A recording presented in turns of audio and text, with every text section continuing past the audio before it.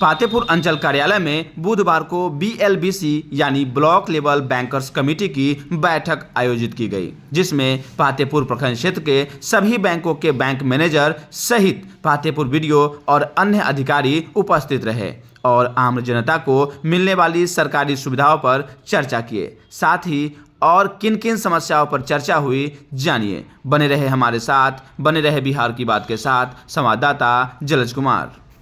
Block level bankers committee की meeting प्रखंड कार्यालय पातेपुर में आयोजित की गई, जो सितंबर क्वार्टर का है। ये साल में 4 क्वार्टर का मीटिंग होता है, 4 बार, और ये सितंबर क्वार्टर का मीटिंग 18/9/2024 को आयोजित किया गया है।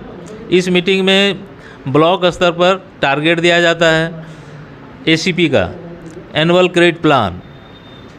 साल भर में आपको टारगेट दिया गया कि इतना PMEGP, PMFE, गवर्नमेंट स्पॉन्सर्ड का जो भी स्कीम है, सबों का टारगेट दिया जाता है और इस टारगेट के हिसाब से उपलब्धि पर चर्चा की जाती है कि फर्स्ट क्वार्टर में कितना % उपलब्धि हुआ, सेकंड क्वार्टर में कितना हुआ, थर्ड क्वार्टर में कितना हुआ, फोर्थ क्वार्टर में कितना हुआ। ठीक है, ये सेकंड क्वार्टर का मीटिंग है। उसके बाद सामाजिक सुरक्षा योजना के अंतर्गत जितने भी स्कीम भारत सरकार के द्वारा चलाया जा रहा है, सब पर ज़्यादा से ज़्यादा इनरोल करने पर जोर दिया जाता है बैंकों के माध्यम से, जिसमें प्रधानमंत्री जीवन ज्योति बीमा योजना, प्रधानमंत्री सुरक्षा बीमा योजना, अटल पेंशन योजना, सुकन्या समृद्धि योजना, PPF अकाउंट, इन सब पर अधिक से अधिक लोगों को जोड़ने पर बल दिया जाता है। बैंकों के द्वारा दिए गए ऋण का जो खाता खराब हो जाते हैं, जिसको NPA कहा जाता है, उनका रिकवरी कैसे हो, इस पर विचार किया जाता है और ब्लॉक अथॉरिटी के सहयोग से NPA कराने पर NPA के रिकवरी पर जोर दिया जाता है। उसमें BDO साहब का सहयोग, ब्लॉक एग्रीकल्चर ऑफिसर या प्रखंड शिक्षा पदाधिकारी, जितने भी तरह के अधिकारी हैं, उनसे सहयोग लेकर के रिकवरी कराया जाता है। अभी वर्तमान स्थिति में एग्रीकल्चर फिनांस जो भी हुआ है, KCC, मुख्यतः KCC में NPA का परसेंटेज बहुत ज़्यादा है, जिसके रिकवरी पर हम लोग ब्लॉक स्तर से सहयोग लेकर के कराने पर विचार कर रहे हैं और इसमें ब्लॉक का अपेक्षित सहयोग अगर मिल जाता है तो बैंक का जो खराब लोन है, डूबा हुआ लोन है, वो वापस आ जाएगा और बैंक की स्थिति सुधरेगी।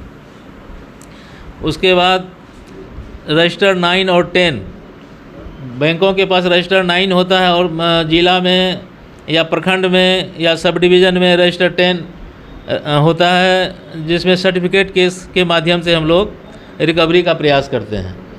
तो रजिस्टर 10 होता है जिला में, प्रखंड में और सब डिवीज़न में, और रजिस्टर 9 सारे बैंकों के पास होता है। वो सर्टिफिकेट केस से रिलेटेड मामलों का निष्पादन जब होता है तो उसका मिलान किया जाता है 3-3 महीना पर, और उसमें जो भी सर्टिफिकेट का फ़ी होता है उनको ये प्रशासनिक डिपार्टमेंट को दिया जाता है। ठीक है, सर्टिफिकेट केस का जो करने का आधार है, जो लोन NPA हो गया, 25% कोर्ट फ़ी जमा करके सर्टिफिकेट केस हो जाता है, और जब वो लोन बंद हो जाता है तब 75% कोर्ट फ़ी फिर चालान के माध्यम से डिपार्टमेंट को दिया जाता है। सर, प्रधानमंत्री सुरक्षा बीमा योजना और प्रधानमंत्री जीवन ज्योति बीमा योजना, इसका मुख्य उद्देश्य क्या है? ये ऐसे लोगों के लिए है जो असंगठित क्षेत्र में काम करते हैं,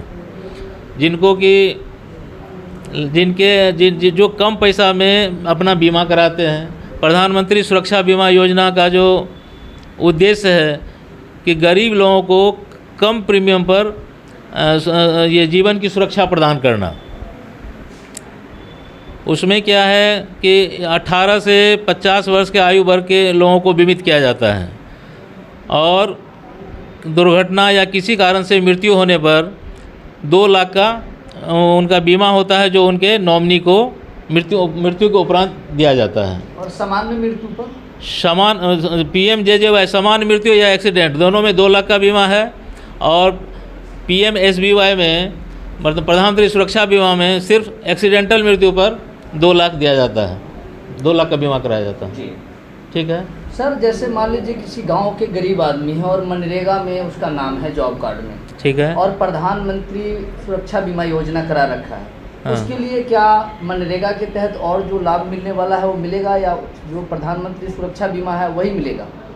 पर प्रधानमंत्री सुरक्षा बीमा का जो लाभ है वो तो मिलेगा ही, मनरेगा का जो है वो अलग से मिलेगा, अलग से बीमा उसका होगा? अलग से मिलेगा। मनरेगा का जो लाभ है, जिस तरह विश्वकर्मा योजना है, तमाम जो अभी प्रधानमंत्री जी का योजनाएं चल रहे हैं गरीबों के लिए, वंचितों के लिए, क्या उस प्रधानमंत्री सुरक्षा बीमा और जीवन ज्योति बीमा के अलावा और वह उस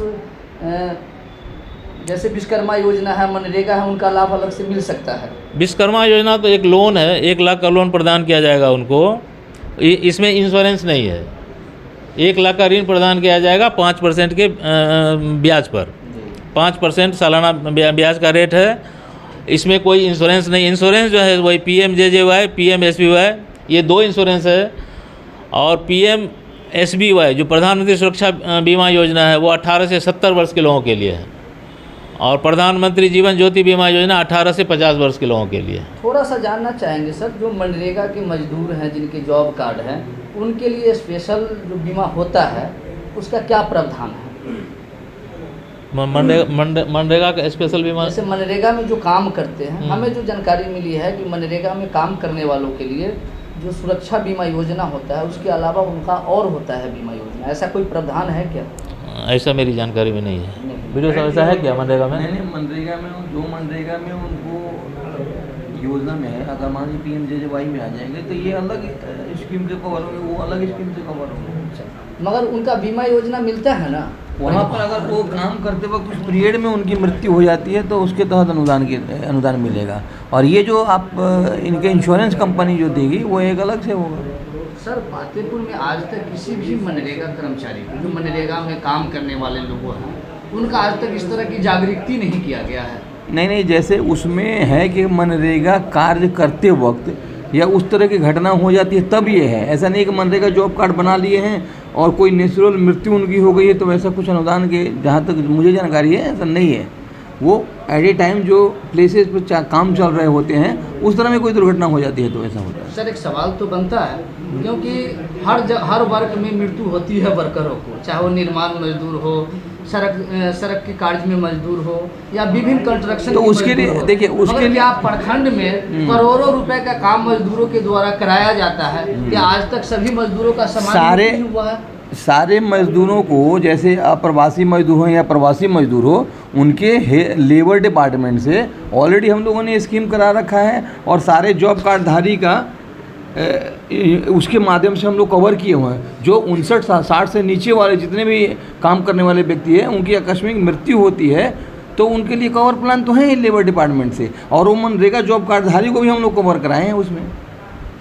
वो सरकारी योजना ही है जो लेबर डिपार्टमेंट से दिया जाता है, चाहे अप्रवासी हो या प्रवासी हो, सभी के लिए कवर कराया जाता है उस डिपार्टमेंट ये स्कीम से।